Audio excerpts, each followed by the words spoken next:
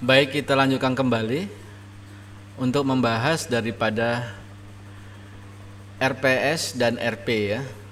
Jadi rencana pembelajaran semester. Untuk yang pertama kita akan bahas rencana pembelajaran semester. Jadi perangkat pembelajarannya itu adalah di mana kita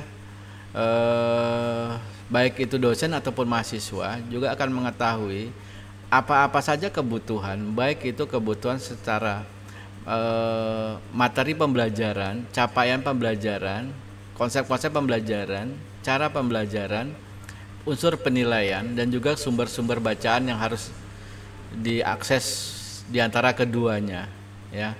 Di sini untuk halaman RP dan RPS itu dibuat oleh Bapak Dwi Haryono dan juga nanti akan dikirim ke Kak Prodi dan juga Wakil Ketua 1 ya. Nah, sebagai dosen nanti Bapak langsung sendiri ya untuk pembelajarannya. Kita bahas yang pertama dulu adalah rencana pembelajaran semester. Ya, rencana pembelajaran semester ini bisa dilihat format dari mana bentuk daripada Kampus Merdeka. Jadi support kepada bagaimana pencapaian-pencapaian hasil daripada perkuliahan itu bisa dilakukan ya. Nah, ini mungkin tidak jauh berbeda, tapi Bapak bacakan juga untuk capaian pembelajaran. Setelah menempuh mata kuliah ini diharapkan mahasiswa mampu menjelaskan konsep dasar komunikasi data, topologi jaringan, routing, jaringan nirkabel, keamanan jaringan, dan konsep firewall dan proxy, merakit komputer, menyelesaikan masalah troubleshooting, membangun jaringan komputer dan sistem operasi terkini, mampu membangun jaringan tanpa kabel sampai dengan konfigurasi access point ya. Untuk deskripsi mata kuliah, untuk deskripsi bahan kajian dan pokok bahasan, untuk bahan kajiannya adalah mata kuliah jaringan dan komunikasi data, membahas tentang konsep dasar komunikasi data secara konsep dasar jaringan komputer, protokol jaringan komputer, IP address dan routing, cabling dan jaringan nirkabel, serta keamanan dan serangan dalam jaringan. Ya, untuk pokoknya adalah jaringan komputer, komunikasi data, arsitektur jaringan, dan Open System Interconnection atau OSI ya, yang lebih nanti kita pelajari ke 7 layer. Yang utamanya adalah ya, jadi bacaan-bacaan utama ini bisa dilihat di sini ada 3. Nanti sumber-sumber pendukung silahkan kita semua mencari, mengakses yang ada di internet silahkan. Lalu untuk media pembelajaran software, ada software dan hardware. Software mungkin lebih banyak daripada ini, nanti menyesuaikan dengan kebutuhan daripada setiap sesi perkuliahan. Di sini Bapak perincikan ada sistem operasi, aplikasi tracer, web browser, Google Meet, dan nanti ada lagi banyak lagi ya. Untuk hardware-nya ada komputer, ada wireless, ada kabel UTP, ada access point, dan ini juga akan banyak lagi menyesuaikan dengan setiap kebutuhan di setiap pertemuannya ya. Dosennya oleh Bapak langsung Dwi Haryono MKOM. Oke. Silakan untuk dilihat waktu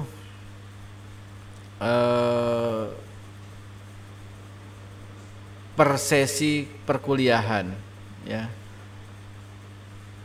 Jadi ada kemampuan akhir yang diharapkan, ada indikator, ada materi pokok, ada bentuk pembelajaran, ada penilaian, dan ada daftar referensi.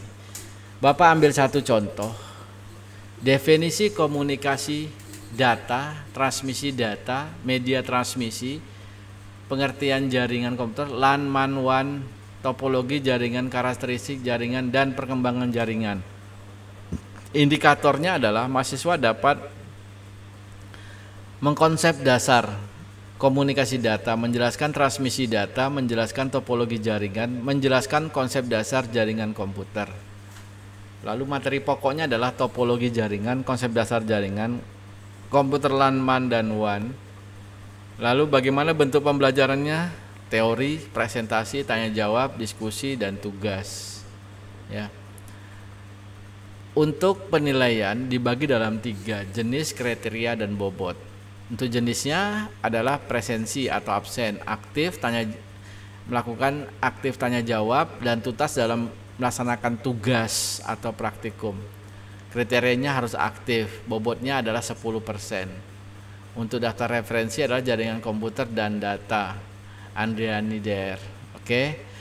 Untuk yang pertemuan berikutnya, untuk kedua, arsitektur jaringan protokol TCP/IP, address, konsep penggunaan IP addressing dan manfaat. Ya. Mahasiswa dapat menjelaskan arsitektur dan protokol TCP/IP, menjelaskan IP address, memahami konsep penggunaan IP addressing di jaringan, memahami manfaat IP address pada jaringan. Ya, untuk materi pokoknya adalah protokol TCP/IP, IP address dan konsep IP address. Sedangkan bentuk pembelajarannya adalah teori, presentasi, tanya jawab, diskusi, dan tugas. Ya, untuk penilaian presensi aktif, tanya jawab, tuntas. Lalu bentuk daripada kriterianya aktif, bobotnya adalah 10%. Ya, untuk sumbernya adalah jaringan komputer dan data. Pertemuan ketiga membahas HTTP, HTTPS, FTP, DHCP, application layer, TCP/IP, cara kerja layer TCP/IP.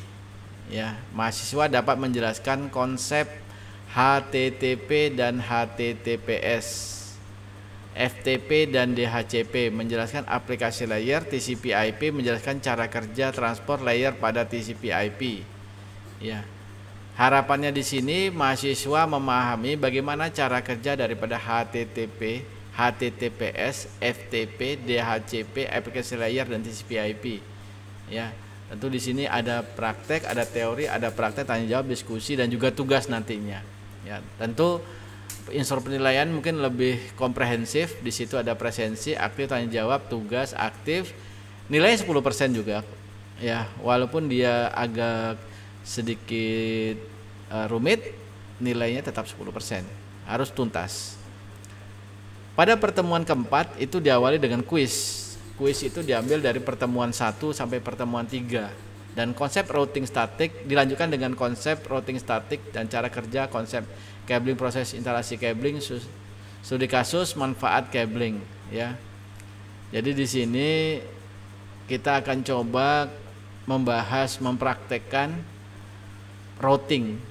Routing itu bisa dengan 2 perangkat, ya, namanya router, atau bisa dengan 3 perangkat dan lebih banyak perangkat. Jadi di dunia ini mengapa kita bisa berkomunikasi satu dengan lain? Karena ada yang namanya router alatnya, routing cara kerjanya. Nah, itu bagaimana caranya? Itu akan kita bahas. Penilaian tetap sama, presensi, aktif, tanya jawab, tuntas, aktif 10%. Ya. Untuk yang pertemuan kelima, konsep antarmuka komunikasi data, konfigurasi dan manajemen data link, kesalahan data, mendeteksi dan mengkoreksi data. Nah, ini Bapak jelaskan bahwasannya untuk ini mahasiswa dapat menjelaskan konsep antarmuka. Jadi bagaimana sebenarnya konsepnya, umpamanya komputer dengan internet, dengan web, lalu nanti laptop dengan internet, lalu menjalankan salah satu program. Nah, itu bagaimana konsepnya, antarmuka komunikasinya, konfigurasi dan manajemen data link, kesalahan data, mendeteksi dan mengoreksi data. Program belajarnya teori, tanya jawab, diskusi, tugas, bisa ada praktek, ya. Presensi, penilaian sama sebelumnya, ya. Lanjut lagi yang keenam, jaringan nirkabel, perangkat, keunggulan, topologi wireless jaringan. Di situ kita akan bahas wireless personal area network, wireless local area network, wireless metropolitan area network, dan WiMAX. Ya, di sini bagaimana cara kerja daripada ketiga bentuk jaringan yang ada di sini ya, berbasis kepada nirkabel. Untuk penilaian sama dengan yang sebelumnya ya. Di sini sudah menggunakan buku daripada William Stelling. Oke. Pertemuan ketujuh, presentasi dan keamanan jaringan, pengenalan serangan dalam jaringan, cara mengatasi serangan dalam jaringan, konsep proses pemanfaatan dan firewall dan proxy. Ya. Nah, di sini juga mahasiswa dapat menjelaskan keamanan jaringan, menjelaskan pengenalan serangan dalam jaringan, menjelaskan cara mengatasi serangan dalam jaringan, menjelaskan konsep proses, manfaat firewall, menjelaskan konsep proxy, menjelaskan proses-proses dan manfaat proxy. Ya. Nah, ini capaian-capaian yang akan dibahas, yang akan dipelajari baik itu teori dan praktek adalah keamanan jaringan, serangan dalam jaringan, firewall dan proxy. Kita akan coba kalau biasanya identik dengan mikrotik ya, polanya itu teori, praktek, tanya jawab dan tugas ya, presensi aktif, tanya jawab tuntas, aktif 10% sama seperti yang sebelumnya. Pertemuan ke-8 ini kita akan cooling down lah istilahnya, kembali ke dasarnya lagi, bagaimana kita mengenal dengan perangkat-perangkat yang ada di dalam hardware ya. Karena sesungguhnya zaman sekarang perangkat-perangkat ini jauh berkembang lebih cepat ya, antara hardware dan software, sehingga terkadang orang yang baru mengenal hardware akan merasa bingung dengan perangkat yang apa yang harus dan yang terbaik. Sebenarnya inilah yang akan kita pelajari, mengenal daripada masing-masing perangkat di dalam hardware tersebut. Untuk pertemuan ke-9 itu akan dilaksanakan ujian tengah semester atau mid semester ya, mid semester dalam 1 hari. Yang di midkan itu keseluruhan dari pertemuan 1 hingga pertemuan ke-8, dari tugas, presentasi dan praktikum. Pertemuan ke-10 praktik perakitan komputer. Nah, ini dia. Mungkin sudah lama tidak mendengar istilah atau melakukan istilah perakitan. Nah, ini sayangnya kita dalam masa pandemi ini dilakukan secara daring. Mestinya ini dilakukan secara offline, langsung di kampus. Jadi kita bisa mengetahui, bisa tahu apakah prosedur yang kita jalankan sudah benar, apakah prosedur yang kita lakukan sudah sesuai dengan ilmiahnya. Jadi secara alat aman digunakan sampai kapanpun. Nah, begitulah kira-kira. Pertemuan ke-11 troubleshooting dan perawatan komputer. Nah, ini dia. Zaman sekarang troubleshooting ini banyak ditinggalkan, perawatan banyak juga ditinggalkan. Nah, harapan Bapak kita melakukan proses ini sesuai dengan pengalaman masing-masing. Apa yang pernah terjadi pada komputer Anda, pada PC Anda, pada laptop Anda, itu yang akan kita bahas. Jadi tidak hanya sekedar di komputer atau laptop saja, bisa juga pada printer, monitor, keyboard, mouse, atau peralatan lain yang mendukung daripada hardware komputer ini ya. Pertemuan ke-12 desain jaringan dengan kabel menggunakan software simulator jaringan. Nah, inilah dia. Jadi kita coba nanti kabel yang telah kita pasang, kita rakit, itu kita lakukan secara simulasi. Ya, nah ini Ananda bisa melakukan, nanti bisa cari softwarenya itu pakai tracer Cisco ya, menggunakan simulator ya. Baik, untuk penilaian sama. Ke-13 itu membangun jaringan wireless. Tadi jaringannya itu menggunakan kabel. Sekarang kita menggunakan wireless. Tapi wireless ini diawali daripada kita merakit dulu, kita memanajemen dulu, kita men-setting dulu, kita mengkonfigurasi dulu seluruh yang ada di dalam wireless. Jadi kita bisa menggunakan access point atau kita bisa menggunakan mikrotik ya untuk proses daripada manajemen instalasinya. Nah, ini dia. Jadi mahasiswa itu mampu membangun jaringan komputer mulai dari analisa jaringan, instalasi kabel sampai dengan konfigurasi jaringan. Ya, analisa kebutuhan, mendesain jaringan, menganalisa kabel jaringan, instalasi dengan konfigurasi server, instalasi dan konfigurasi klien. Ya, baik, untuk yang ke-14 ada kuis di sana ya, ada kuis. Lalu di sana kita lanjutkan lagi dengan mata kuliah berikutnya, yaitu desain jaringan tanpa kabel menggunakan software simulator. Nah, di sini di pertemuan ke-13 tadi kita sudah mendesain atau memanajemennya atau kita mengkonfigurasinya. Di sini kita langsung mengimplementasikan secara simulator. Jadi menggunakan software aplikasi. Ini bisa juga menggunakan paket tracer Cisco ini. Jadi nanti paket tracer Cisco-nya kita gunakan untuk yang kabel dan nirkabel. Nah, lanjutkan di pertemuan ke-15 itu melanjutkan daripada pertemuan ke-14. Biasanya yang ini nih waktunya sedikit agak lama karena mengingat alat dan juga melakukan berbagai macam pemodelan bagaimana untuk mengukur jaringan ini bisa terakses antara akses point dengan perangkatnya. Ke-16 membangun jaringan wireless. Nah, kita menganalisa kebutuhan, mendesain jaringan wireless, menginstalisasi dan mengkonfigurasi radio access point, server maupun klien. Nah, ini dia.